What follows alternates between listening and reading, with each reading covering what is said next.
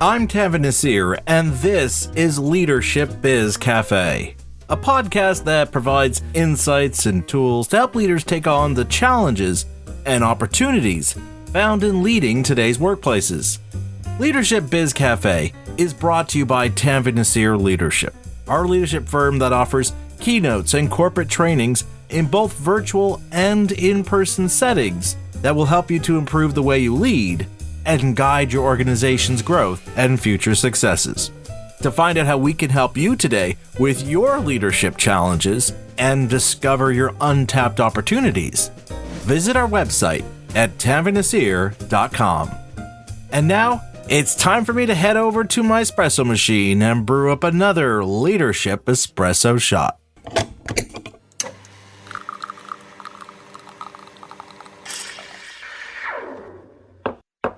One of the common concerns most leaders have revolves around employee engagement, of how to encourage employees to be fully committed to the organization's vision and long-term goals. Without question, this is a critical factor to an organization's success and long-term growth. And yet what's curious is how many leaders don't apply the same kind of reflection and review on themselves, and in particular to their leadership.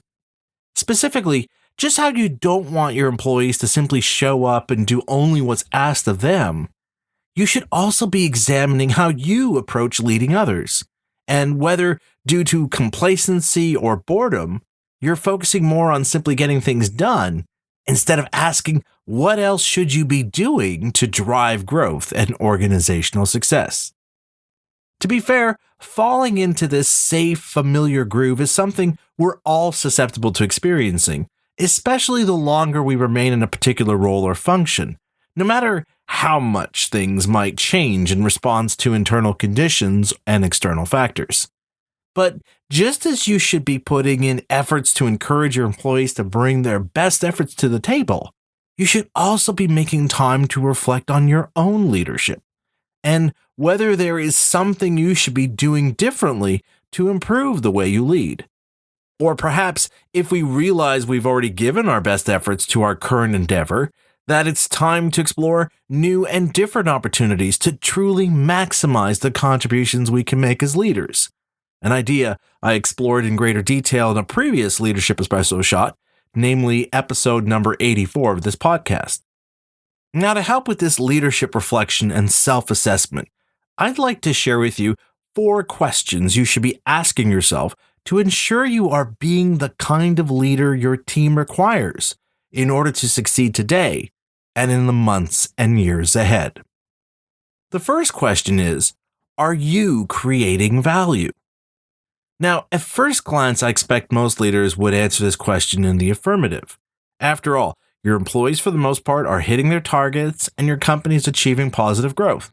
So clearly you're creating value.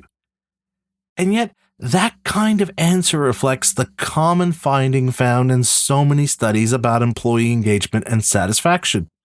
That is, most employees are doing what's expected of them, but few are actually going above and beyond that for the simple fact that they're not engaged or invested in the actual vision of the organization.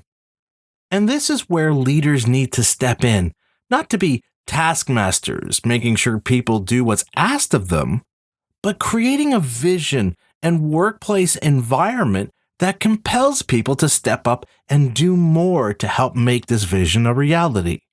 As a leader, the value you create is not getting people to do their jobs, but inspiring them to achieve their true potential.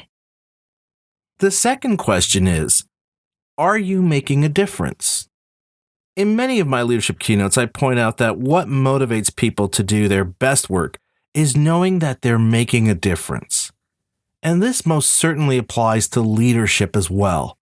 Again, it's easy for leaders to convince themselves that they're making a difference by pointing out the things their employees have achieved under their leadership. But this idea only gives rise to another question. Namely, are the achievements your employees attain under your leadership something that's unique to your leadership? Or is it something that anyone in that role can accomplish? That's why the question here is, are you making a difference? Because it's about what you specifically are able to bring out in those you lead, thanks to what you create and nurture through your leadership. That it's only because you put in these efforts and changes that allowed for these outcomes and successes to be achieved. In other words, the difference we make through our leadership is creating conditions that drive people to aim for greatness because they believe in their ability to attain it. The third question is, are you inspiring others to do more? In my experience, this question is one that most leaders have the hardest time with, in large part because of the misguided notions of what it takes to inspire their employees.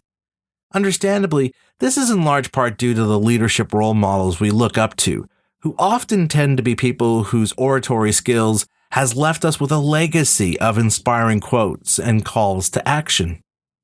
But the truth is, you don't need to give rousing speeches that cause people to stand up and cheer, because that's not what's going to keep people inspired and engaged over the long run. Instead, what inspires people to do their best work is knowing that what they do matters. So if you want to inspire the best from your employees, you have to help them find meaning in what they do. After all, no one is going to be inspired or motivated working for a boss whose sole focus is simply checking things off their to-do list. And finally, the fourth question to use in this leadership reflection exercise is, do you still care? Just as with the first question, this one can trip leaders up because on the surface, most leaders obviously care. They care about making sure quarterly targets are met and that measures are being taken to encourage growth and the long-term viability of the organization. But if you want to bring out the best in those you lead, you also need to care about how you can encourage your employees to motivate themselves in delivering their full efforts to your organization's shared purpose. The fact is, we can't expect our employees to care, to be fully invested and committed to our organization and its long-term goals, if our sole consideration and focus is on just getting things done today. If the only thing that drives you today is making sure the work gets done, all you're doing is managing a to-do list, as opposed to leading people to achieve something meaningful, both for your organization and for your employees. When you truly care about the vision you have for your team and organization, and how you can inspire your employees to want to be a part of it so that they make that vision their own, where they themselves are invested in it, you create conditions in your workplace that encourages everyone to succeed and thrive. Again, the purpose of these 4 questions is to encourage you to check in with yourself, and in particular with how you view your role as a leader in your organization. The fact is, we all want to know we're being the best leaders we can be for our employees.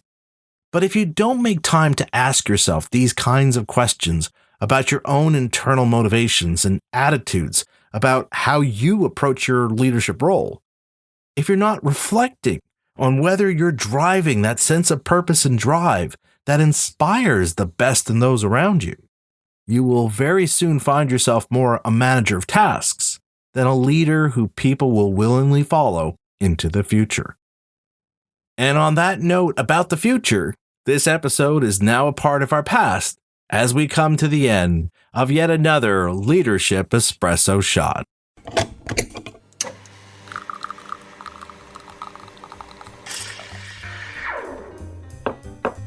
A lot of what I talk about in these Leadership Espresso Shots is inspired by ideas I've shared in a leadership keynote, workshop, or other work I've done speaking with leaders. In this case, it was inspired by an idea I shared about understanding how the kinds of questions we ask our employees impacts their performance and what they deliver through their efforts. While there's naturally a lot of focus on how to boost employee performance right now, it's also important that leaders also pay attention to their performance and what they need to change or adapt in order to continue to get the best efforts from their employees.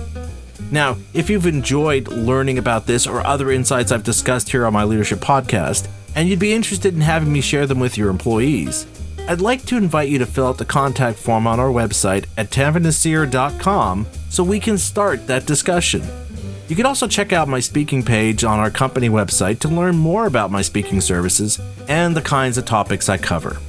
In the meantime, I'd like to encourage you to share this or other episodes of my podcast with your colleagues and employees. The easiest way to do this is to simply share a link to my show's podcast page at tanveernaseer.com/LBC. And don't forget to subscribe, rate, and review my leadership podcast on your preferred podcast platform.